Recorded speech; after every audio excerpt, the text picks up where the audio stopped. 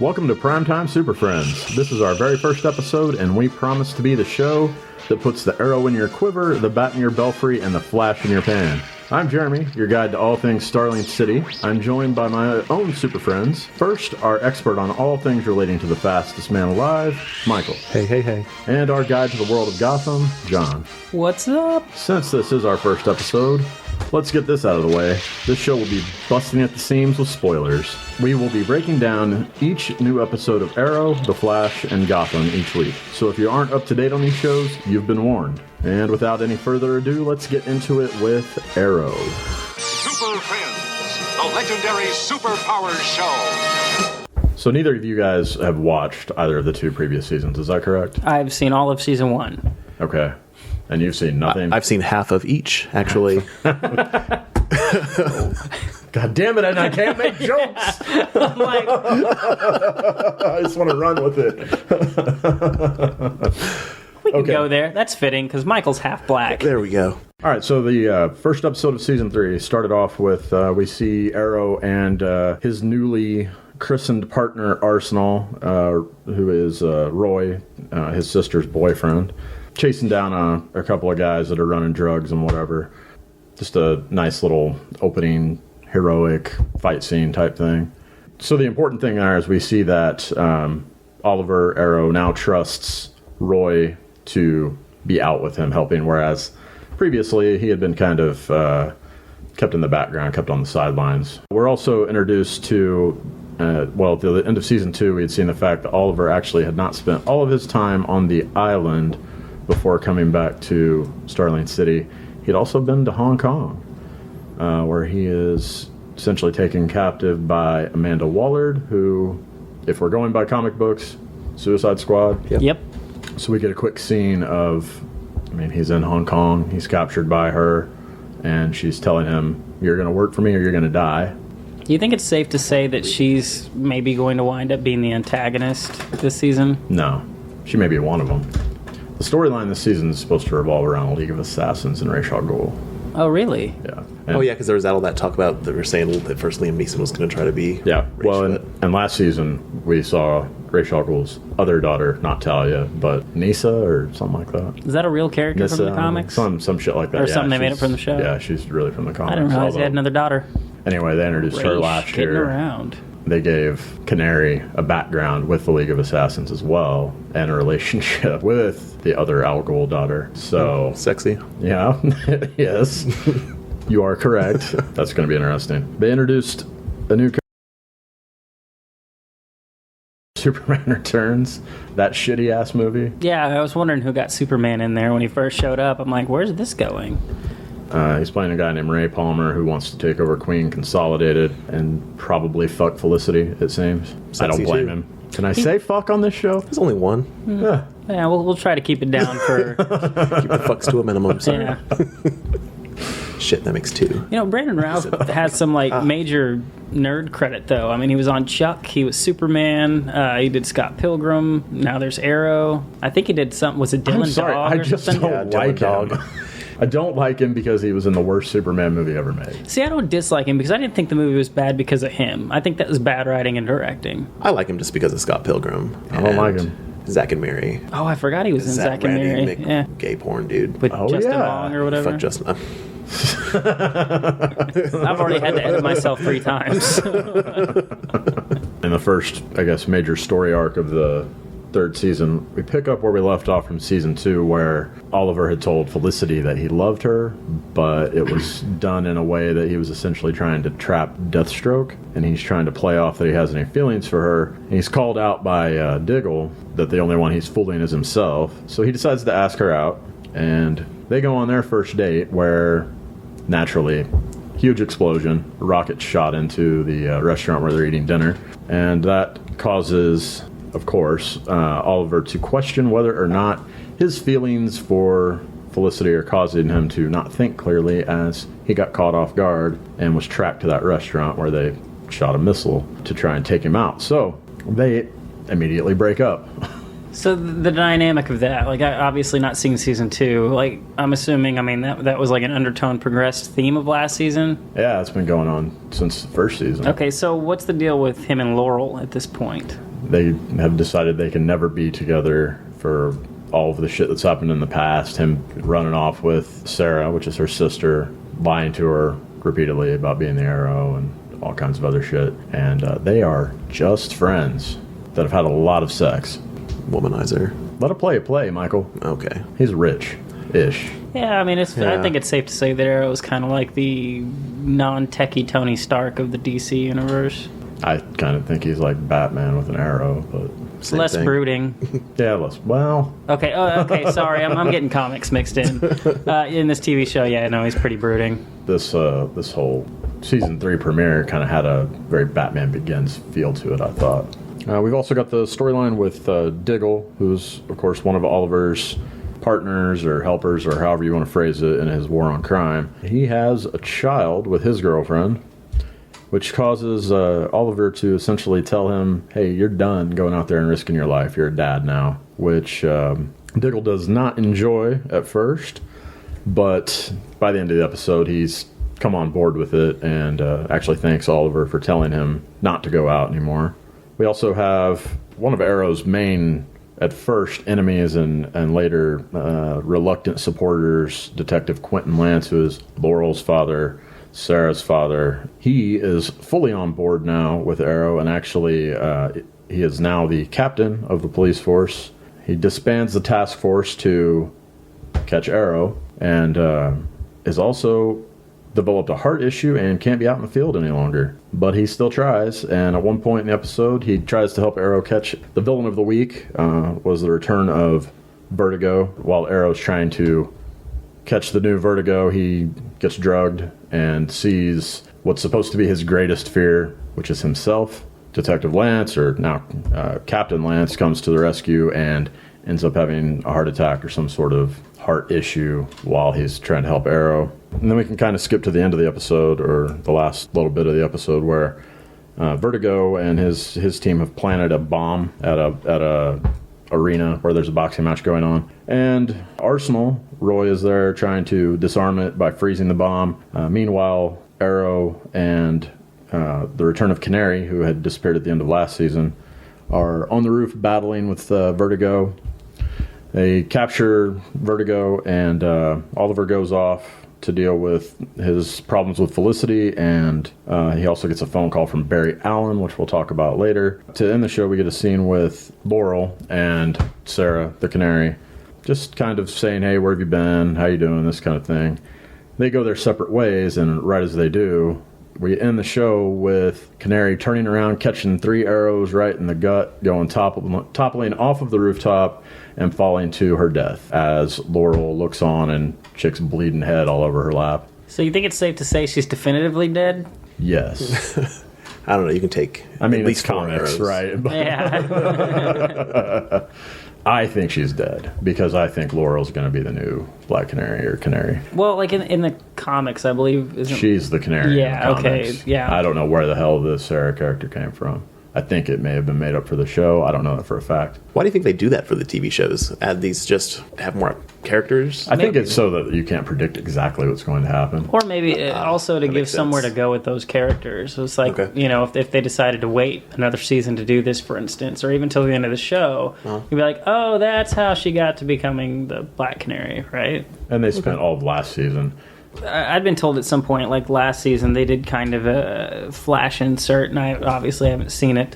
How did that tie into the Flash show getting going? They had an episode, I want to say it was the mid-season finale of last season. They had Barry Allen come to Starling City, and to be honest with you, I don't remember exactly why or what he was doing there, some sort of research for Star Labs. And he ends up working with Oliver and the Arrow, and he develops a little bit of a romantic spark with Felicity as well.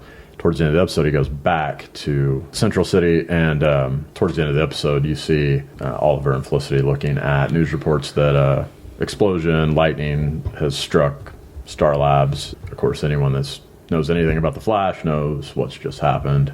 That was all in season 2? It was on an episode of season 2 of Arrow, but at one point, I think they were kind of using it as a test run to see if anybody gave a shit about the character. the scene at the end with Barry essentially just says, "Hey, I need to talk to you. I got some news." That feeds into Arrow appearing on the Flash. So I loved this episode. They set up several long-reaching storylines, and the death at the end was pretty unexpected, I thought. I was caught off guard, and I didn't even see last season. Yeah. I just like the way this season started. It a lot more of a punch to the beginning of it to me than season 2. And I wasn't balls in on Arrow until like the last half of season 2. So that's when it started getting very good. Right on. I'm just going to throw this out there and we can discuss now or later. Best superhero show on TV right now. Let's say we save that for later, maybe after we cover all 3. Right on. I guess that's pretty much it for Arrow, Season 3, Episode 1. And with that, we'll move on to The Flash. All right, so the show begins with a young Barry's mom being murdered. You see a little yellow blur happen. Don't know what's really, I guess they don't flat out come out and say what's going on, but read the comics and all, you know what's happening. His dad winds up being convicted of the murder, getting sent off to jail. You see that his dad is played by the original Flash from the TV show. Yes, I was wondering if you guys caught that. His name's John Wesley Shipp, the original Flash. It's kind of cool, nice little throwback. Don't remember much about the show, but I remember his face. Remember him being the Flash. Like babysitting and like having to run really fast to the store to get diapers or something. So I own that show. Oh, do you really? Yeah. We got to go back and watch that. I did. Did you? How was it? I watched it. What was that, Tuesday night it debuted? So I watched the first episode of that night, or the first 2 maybe. I'm genuinely interested in how you liked it. Because I didn't recognize him. I was like, that guy looks familiar when I watched the premiere, but I didn't put it together. And then I watched the show, the old show, and I was like, motherfucker. That's amazing. That one was really like influenced by Tim Burton's Batman, though, right? It was. Yeah, I mean, like Well, the it came out muscly in suit. 1990. And, yeah. If you want to feel old, that show's 24 years old. Wait, so when you say it influenced by Tim Burton, other than just the costume, was like the tone of the show? Because I don't really remember the show I that thought it was much. pretty dark, yeah. Was it really? Well, for some reason I remember it being dark lighthearted. sets and Okay. yeah. Moody. This leads to Barry being raised by Detective Joe West and grows up with his daughter Iris. And one of the things that stood out to me, which I'm surprised there wasn't a lot of hate for it on the internet with how people are, but they were black. Oh, I Yeah, thought you were going to say yeah. that he kind of has a thing for his adoptive sister. And I'm cool with that. No, I was surprised too. Right? Yeah. Because all the hatred you get the instant someone says something about being black, and which caused me to look into it a little bit more. And I guess because I don't read the new comics or anything, the new 52, Wally West is black in the comics. Yeah. So I guess really? this show is kind of they've said, the producers on the show, that eventually Wally West will be on the show, and they've kind of did that to lead into Wally West. To ease us into the blackness. Yes, a little bit. But it really, when I was watching that, just really stood out to me the fact that they're black and there wasn't a fucking outrage, or there wasn't an outrage on the internet. What's the guy's name? The adoptive dad? Is it Joe? Joe West, Joe West. I like that character. I thought they played that real well. To me, it was like, it reminded me a lot of Diggle from Arrow. Like, they cast that exact same character in The Flash. I could see You think? that. Yeah. I Yeah. don't know. I didn't think he was as staunch as, I mean, you could tell he was doing double duty as father figure / mentor in a lot of but ways. what does Diggle do for Oliver? Well, I took mentor / coordinator, basically. I'm just saying. I'm just saying. And they're both black, right? So they had to both get their token out there. That's racist. And now it makes sense why I'm doing the Flash, because all the race shit gets brought up. Race and race, right? I see what you Keeps did adding there. up. And I just realized that our headphone cords are flash and reverse flash. Oh, wow. Okay, now it's starting to get creepy. Yep. There was an experiment happening at Star Labs by Dr. Harrison Wells, who's played by... JD's brother. Ed, Let's go with JD's Ed. brother. It's Tom Cavanaugh. Oh, no, he was on Ed. Yeah, he was on head. So, an experiment goes screwy, awry, whatever, causes a big storm, causes Barry to get struck by lightning. He gets put into a coma. When he wakes up, he's under the care of a Caitlin Snow, Cisco Ramon, and Dr. Wells, who inform him that for one, he's been in a coma for, was it 9 months? Something like that? Yes. It was several months, yeah. Long time, and that his body's going through just incredible changes, healing quickly. His And heart rate was going so fast the machines couldn't pick it up. I thought he was dying. Yeah. I love the fact that he pointed out, the accident gave him abs Yeah. or whatever, which is like a superhero trope all the time. all the time. Kind of like the dynamic between the Star Labs team. You have the super excited dude, Cisco Ramon, about all the gadgets and stuff that he can get. Then you have the I think he smokes weed. I'd say that might be accurate. Yeah. I knew I liked him for some reason. And then you have Caitlin Snow. She's the no nonsense. Her was it her husband or her fiance that died as well? Fiance that died, and they never. I don't think they ever specifically say it was the same one, but you're led to assume that it was the same. So she's got to be. Yeah, I believe it. It gave that idea. Yeah, she's got to be a love interest, right? Oh, absolutely, definitely. Yeah. I like the fact that by the end of the show, he's fully suited, booted. He's the Flash by the end of the show instead of waiting a few episodes to get into it. Did you guys get the feeling at all, almost like this, like a very, very condensed origin movie in comparison to a lot of TV shows? That's what I liked about it. Yeah, I mean, like I had mentioned that, to me it really came off a lot like Sam Raimi's first Spider-Man movie, in the way that you had the narrative, you had the awkwardness, and they gave you the origin in a way that was lighthearted but still had enough depth to it that was it was really good. I was a little surprised they didn't do like a double premiere, like a 2-hour premiere, and make that expand upon it a little bit more. I think they could have done it and it would have been just fine. I mean, because it felt a little bit rushed, which is ironic. There was a lot to it, except there. Did you guys pick up the Grodd Easter egg? No. Oh, after the accident, when they zoom at through Star Labs, you see a broken cage and it has Grodd, a sign on it. Oh, really? Grodd. Yeah, I thought that was pretty cool. Yeah. So, which makes you wonder where they're going to go ahead. I mean, if Grodd does show back up, or whether that was just kind of a thing, who knows? But I'm sure they'd do something where he had some kind of speaking device. I'd be really surprised if a talking, walking gorilla. It sounds like they're going balls out with this show, though. Like, I don't know if they're afraid they're only going to get one season out of it or something. But they're already talking about Reverse Flash. And it definitely feels a lot more comic booky than previous. Arrow. Yeah, for sure. Well, way more than Gotham. Yes. A little more than Arrow. Yeah.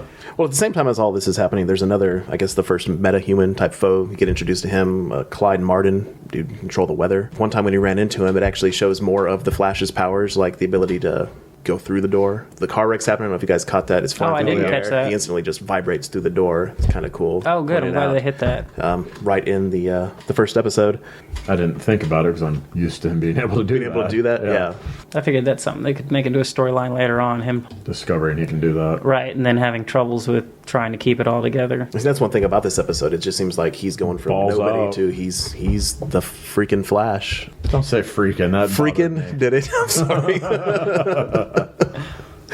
He goes to visit his dad in jail. He knows even more that his dad didn't do it because now he thinks it could have been somebody that was in the room moving at those speeds. You know what I really liked about that scene, though, and it just made it pop out in my head that it was an actual thing, is we didn't start off with a character that was angsty and brooding because their dad killed their mom. It was a lot of optimism, for a change. I thought that was pretty You can cool. especially hear that in the voiceovers.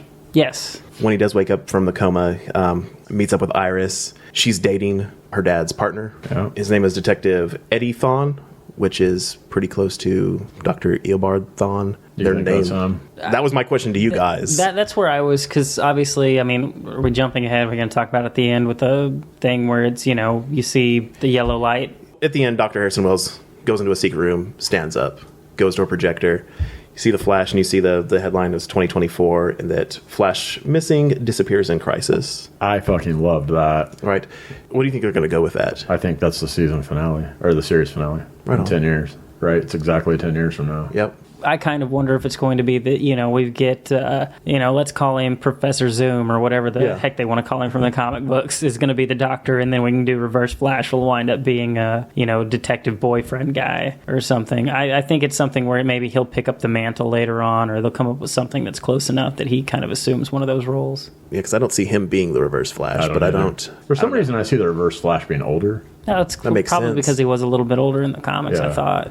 Do you think with the series finale, 10 years from now, they'll explore the crisis on Infinite Earth with the Flash disappearing? Do you think that's too big for TV? I think that and this is jumping way ahead, but obviously the Arrow universe connects. Do we have any inclination whether the Teen Titans or Nightwing is going to connect to these? They've said that it will, but it's on different networks, so I don't know. Because if it will, if it's something that would... Yeah, it's something they could gear towards. It'd be amazing who knows, they did, but do you think that would compete too much with the movies? Well, but that's what I think the end game should be, if they're smart, is they can do flash forwards, flashbacks, whatever the hell they want to do through however many seasons of the Flash, and then do an Infinite Crisis movie. That'd be pretty legit. That'd be pretty cool. I'd be down for that. I guess it'll probably, a lot of that will depend on how DC gets their movie universe up and going. Yeah, if it gets off the ground the way they want it to. Now, in theory, we should be a couple Justice League movies in. They could kill some people in the Justice League movies, and then Crisis resets all that. What do you guys think about, like, the, going into this, what the Flash's villains are going to be?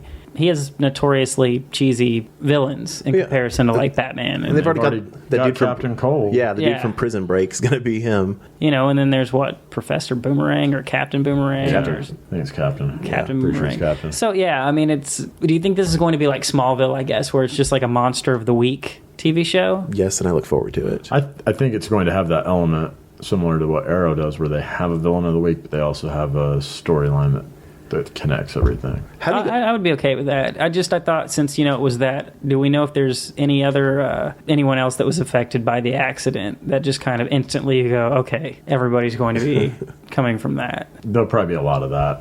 Yeah. As far as the corniness, I think it'd be good if it's a little bit more lighthearted than some of the stuff that's on TV. Completely. Oh yeah, I'm fine with that. I think that's one thing I like about it so much.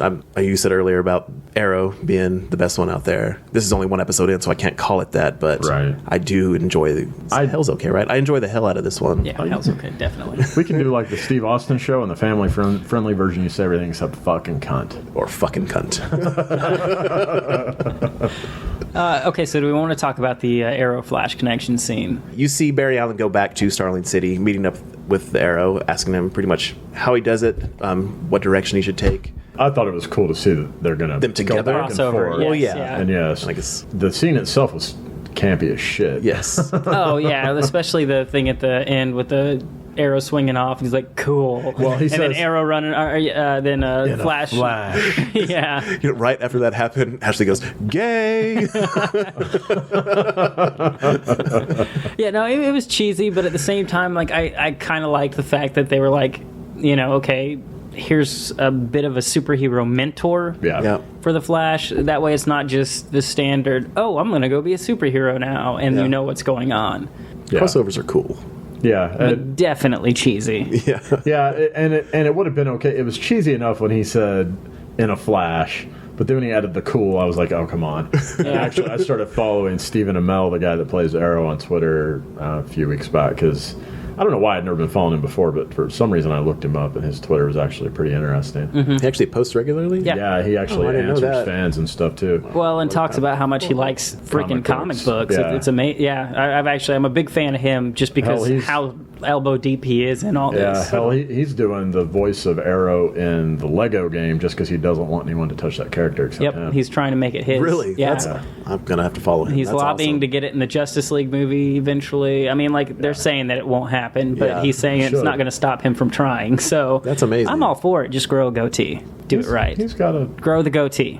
It's got to be the goatee. Anyway, he tweeted during the premiere of The Flash right after that scene. He was like, that is the longest I've ever chewed on a line. So he knows what's up. Oh, that's awesome. I like it when people are candid about things like that. Yeah, Overall, I mean, I enjoyed it. I enjoyed it a lot.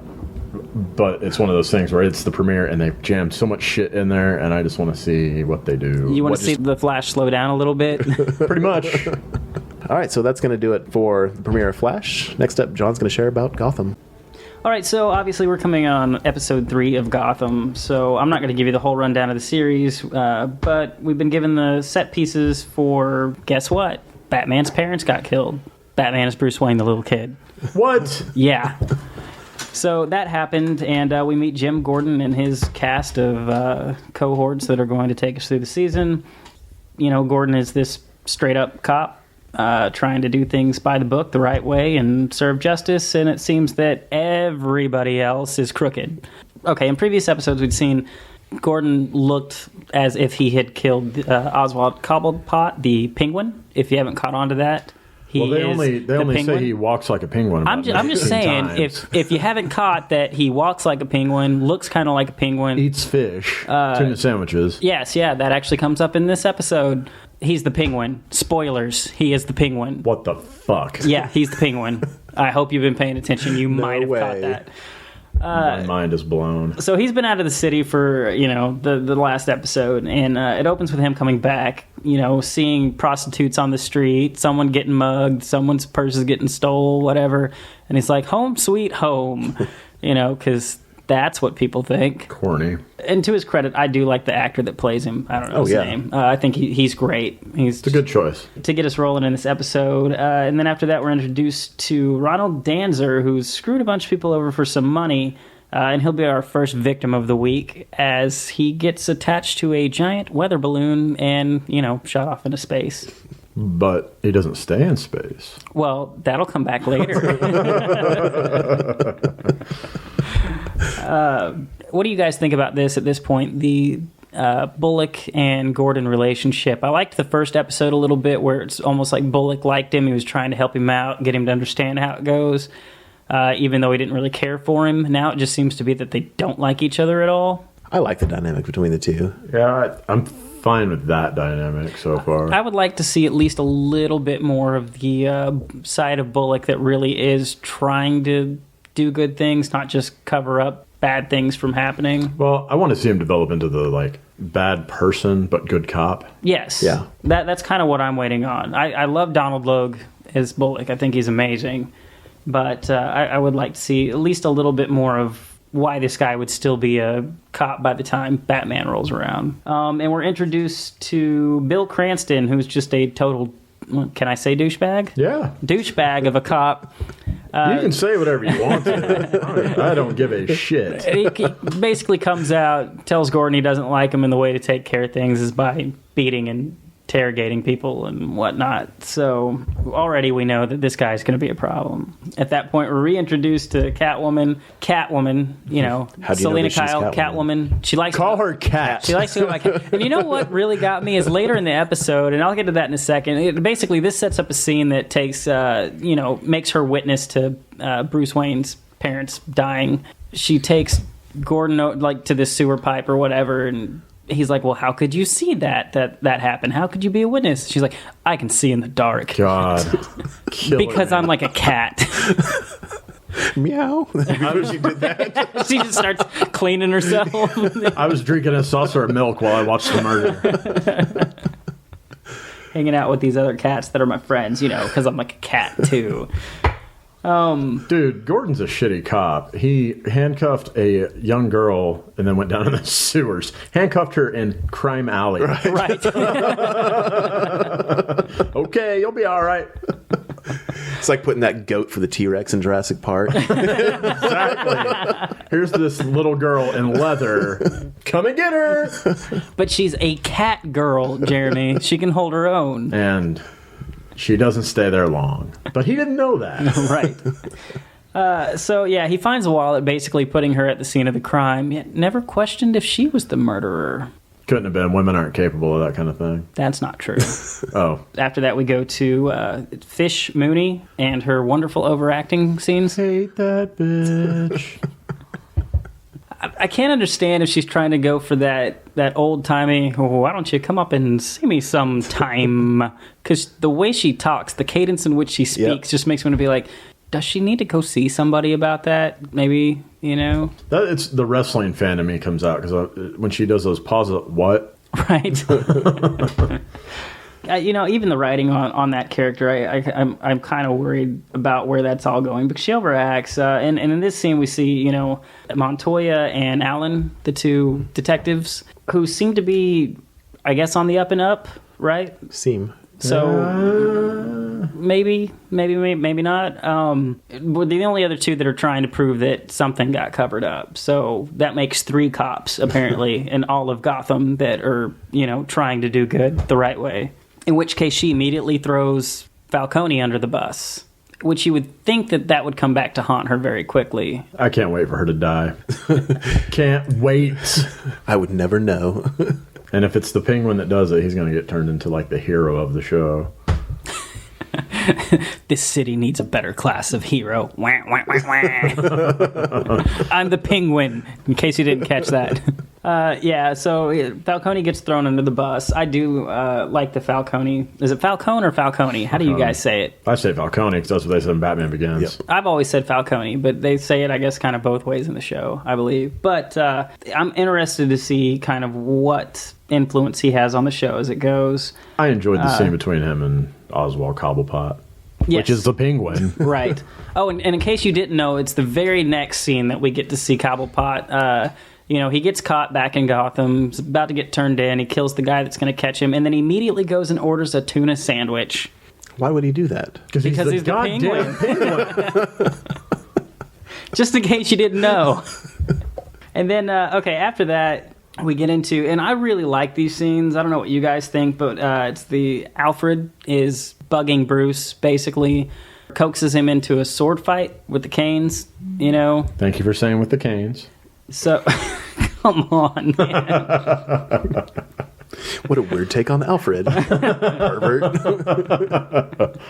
And ultimately finds out that Bruce has been investigating his parents' death, trying to do some detective work.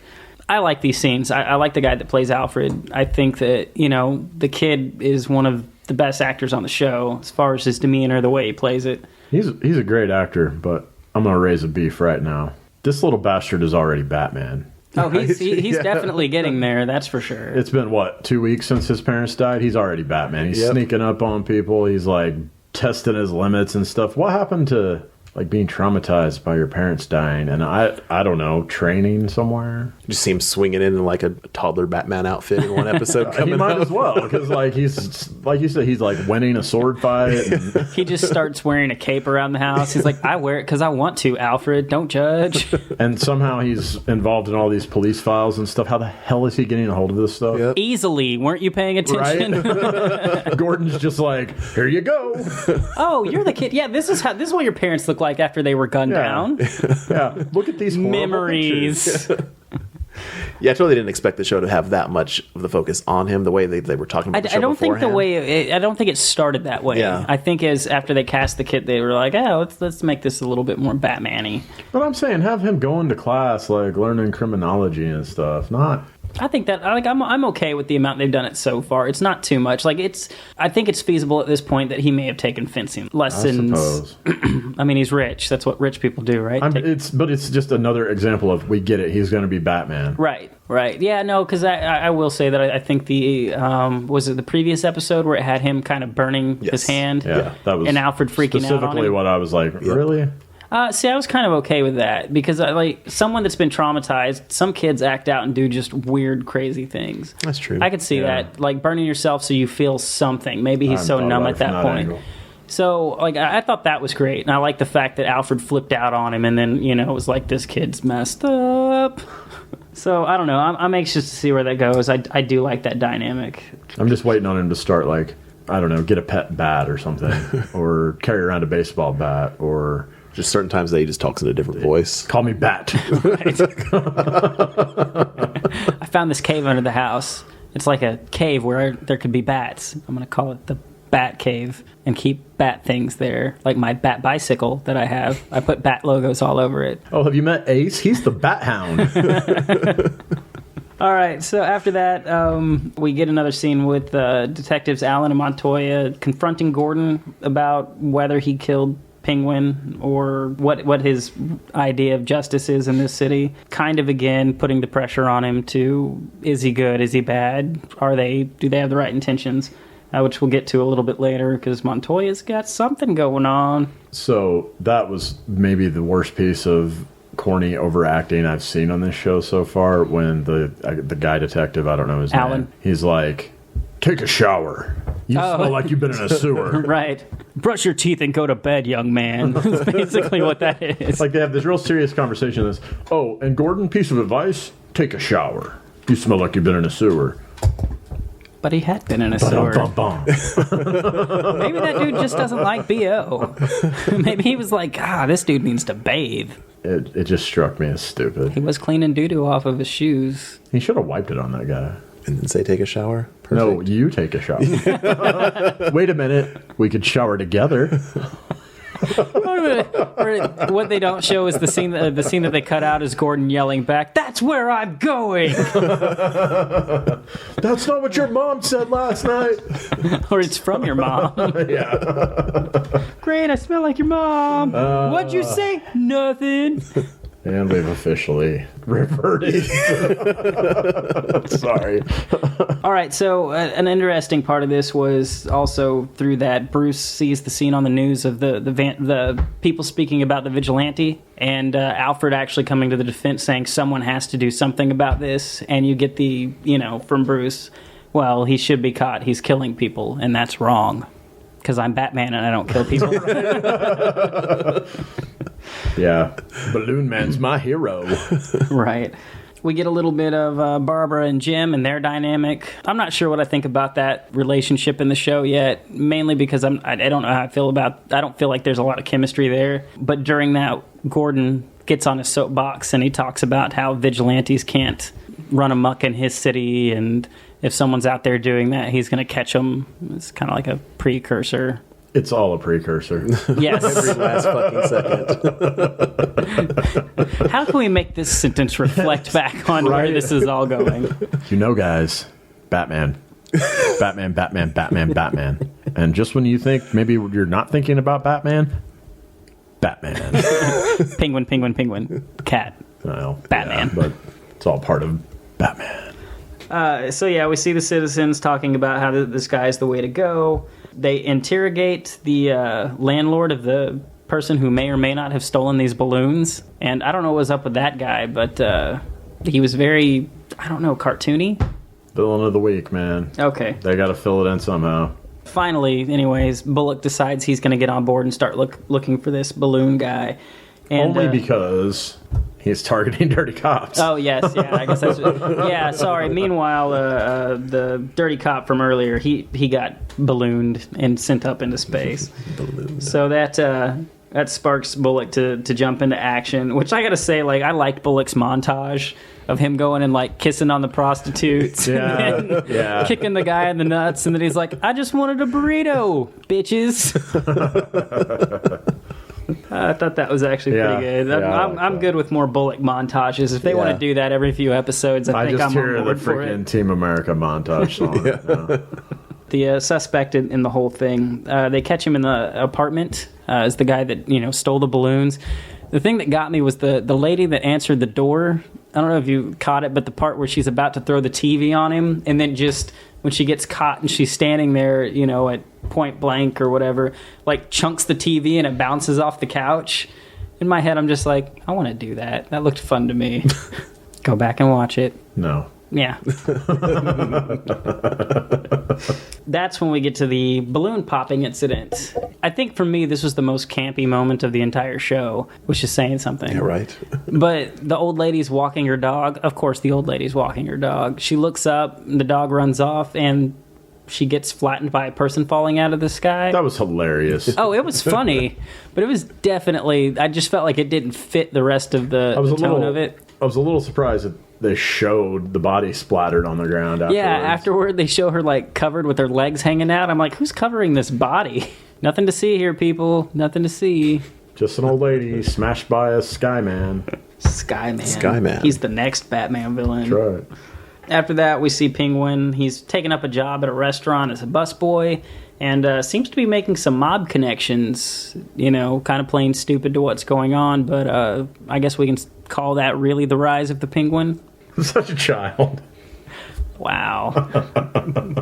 In which case, one of the mobsters saying that Falcone is losing his grip. Long story short, we wind up finding out, and I actually thought this was really cool. The guy who was the Balloon Man, for lack of a better name. That was his name, wasn't it? Was it? Did they call him Balloon Man? He was a social worker that was responsible for, in the previous episode, he had been working with, I guess, social services to help get kids off the street. At the end of that episode, they were all essentially sent up to a juvenile detention center upstate, so they weren't in Gotham anymore. He had decided that the system didn't work, everybody was crooked, and he was just going to take out his frustrations on whoever he thought was corrupt and was breaking the system, so to speak. I actually thought that was really cool, the fact that they tied it in that way, and it seemed a real way or something that someone might snap on, deciding to take justice into their own hands. Let's talk about the giant elephant in the room. Montoya goes to talk to Barbara, and the sexy elephant in the room. We already know that they have some sort of past, but we don't really know what that past is or what it entailed. But we find, first of all, Barbara's smoking a doobie in the house, trying to relax. So you know she dies at some point. That's the rules. That's the rules. If you're evil or if you do drugs? If you do drugs, you got to die. Yep. Oh, okay. It's a rule in every movie or TV show. And except Breaking Bad, I guess. Nope. Yeah. Nope. Spoilers. Okay. Yeah, it's just spoilers on a show that's already ended. Yes, yeah. But anyways, Montoya shows up and she's like, I don't like this guy you're dating. Remember me? We used to do it. I guess it's a requirement now on these DC shows that you have some sort of lesbian relationship. We had Canary and Nisha or whatever, Al Ghul last season on Arrow. Now we have whatever Barbara and now we got Barbara and Montoya on Gotham. So Michael, be ready for some lesbian action on the Flash. It'll be super fast. Yeah, you won't even know what happened. Damn it, I want to know what happened. Maybe it did happen and we missed it. That's right. Yeah, what do you guys think about that storyline? You think it's actually going to go anywhere, or do you think that's just there to be like, look, sexist stuff? I went down a Wikipedia hole trying to figure out what the hell that was about, if that was based on anything. Uh-huh. Apparently Montoya has had some lesbian encounters in the comics. Because I got to say, if I was Jim Gordon and I found that out, I'd be like, you did what with the who? You did what with the who now? I'd be like, do you have video? Oh, and we're done. And so am I. When we end the show, after he catches, Balloon Man, he goes home, has another conversation with Barbara. I don't really know about what. Like I said, I don't think their dynamic's all that great. So I was just kind of like, you're talking. But she leaves the room, and he gets a knock on the door, goes to answer the door, and who's standing there of all people? Oswald Cobblepot. And then they drop the mic. Okay. I'm just going to toss this out there. For a show that's supposed to never have Batman in the cape and cowl, never, I would assume, have these villains as adults either, because it wouldn't match the timeline if they did. The Penguin's one of the few I think you could. Maybe the Penguin, but you like think, Catwoman. Let's say Batman is Batman in 11 years. I'm just saying they are moving at an incredible pace, because I thought Penguin would be gone for most of the season and show so did back I. up. I did too. 4 or 5 episodes to go for the season and Murderfish and take over. And that's probably one of my concerns with the season upcoming is the fact that they've named the guy that's going to play Harvey Dent. I didn't like that at all. Yeah, I forgot to even make note of that. Isn't he supposed to be about the same age as Batman? Yeah, it's not supposed to happen so is he going to say Two-Face about 1,000 times? Oh, yeah. As soon as they introduce his character, and then he's going to have a coin. That guy is Two-Face. over and over again, and then he's going to become Two-Face when Batman's still a little baby. Did you see his reflection in the mirror? It was a little, wobbly, so it looked two-faced. Then we've got this other guy. He likes clay on his face. Okay, so that being said, and I like this show. It's too much being beat over the head with, we get it, it's Gotham. Just let it marinate. You don't have to beat this stuff into people's heads. Well, and I thought the idea originally was it was going to be a cop show that just happened to be based in Gotham. Which just sounds perfect. Right. Gotham's a fucked up place, perfect place for a drama. Right. Drama. So, you could have, it might have been... They could have done a current world, like a Batman's there, but they don't focus on his crimes. They focus on the smaller crimes. And then they could have had full-fledged supervillains or whatever. And that would have been a badass show. I would have been down for that. But so far, the way they're doing this, you're moving too fast, and it's man, we're bordering on almost Adam West territory in some of these scenes. Oh, yeah. Oh, definitely. Some of the villains come across so cartoony, or the situations they're put in are so... Jada Pinkett, in particular, is very cartoony. Yeah. I hate that bitch so much. I don't hate her. I just don't like her okay, the character, whatever, and I blame her. Stop overacting, you horrible bitch. All right. All right, with that, we're going to wrap up the first ever episode of Primetime Super Friends. And if you thought we were entertaining here, check out our other podcast, Pub Talk, which you can find on the web at pubtalkpodcast.com. You can also find the sub-site for this show at that location, pubtalkpodcast.com/Primetime Super Friends. Find us on Twitter at Primetime Super Friends, or you can find each of us individually on Twitter. You can find me at Legendary Jeremy, Michael, at the African81, and John. At Raging Leprechaun. Send us your feedback. Let us know what you like, what you don't like. Bear with us. It will get better. First times are always a little bit painful and sloppy. Just look at our other podcast. Got better. Yes. Also, definitely not safe for work. Yeah, if you like dick jokes, that's the show for You don't have to get that. If you like talking about putting things in your anus. Until next week, deuces, bitches.